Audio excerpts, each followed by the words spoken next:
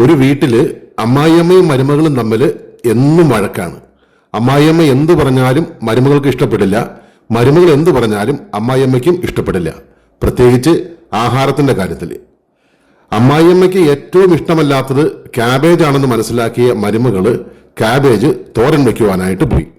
അടുക്കളയിലേക്ക് ചെന്ന് അവിടെ ഇരുന്ന ക്യാബേജ് രണ്ടായിട്ട് വെട്ടി അത് ചെറുതായിട്ട്, തീരെ ചെറുതായിട്ട് ഒന്ന് നുറുക്കിയെടുത്തു.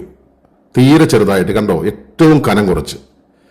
പിന്നെ അതിലേക്ക് ഒരു സവാള ചെറുതായിട്ട് അരിഞ്ഞതും, പിന്നെ കുറച്ച് ക്യാരറ്റും, കുറച്ച് പച്ചമുളകും, അതുപോലെ തന്നെ കുറച്ച് കറിവേപ്പിലയും, കുറച്ച് ഇഞ്ചിയും വെളുത്തുള്ളിയും, പാകത്തിന് ഉപ്പും, കുറച്ച് മഞ്ഞൾപ്പൊടിയും ഇത്രയും ചേർത്ത് നന്നായിട്ട് ഒന്ന് ഇളക്കിയെടുത്തു. നന്നായിട്ട് ഇളകണം, എല്ലായിടത്തും എല്ലാ ചേരുവകളും നന്നായിട്ട് പിടിക്കണം. പിന്നെ അതിലേക്ക് കുറച്ച് തേങ്ങ കൂടി ചേർത്ത് വീണ്ടും നന്നായിട്ടൊന്ന് ഇളക്കിയെടുക്കാം. ഇനി ഒരു പാത്രത്തിലേക്ക് എണ്ണ ഒഴിച്ച് അതിൽ കടുകിട്ട് പൊട്ടിച്ച് ഇനി ചേർത്ത് കൊടുക്കുന്നത് ഉഴുന്നാണ്. 2 സ്പൂൺ ഉഴുന്ന് ചേർത്ത് കൊടുക്കുന്നു. പിന്നെ കുറച്ച് ചെറിയ ഉള്ളി, ഒരു 2 വറ്റൽ മുളക്, പിന്നെ കുറച്ച് കറിവേപ്പില.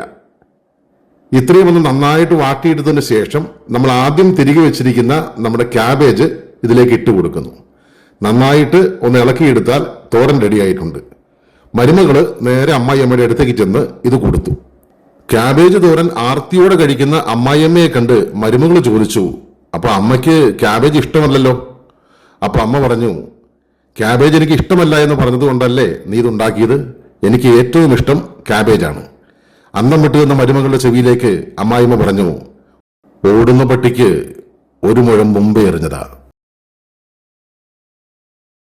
തൊട്ടടുത്ത ദിവസം തന്നെ മരുമകൾക്ക് ഏറ്റവും ഇഷ്ടമല്ലാത്തത് എരിവാണെന്ന് മനസ്സിലാക്കിയ അമ്മായിയമ്മ ഒരു പാൻ എടുത്ത് ഒരു 5-8 വറ്റൽ മുളക് കുറച്ച് എണ്ണ ഒഴിച്ച് നന്നായിട്ടൊന്ന് വറുത്തെടുത്തു.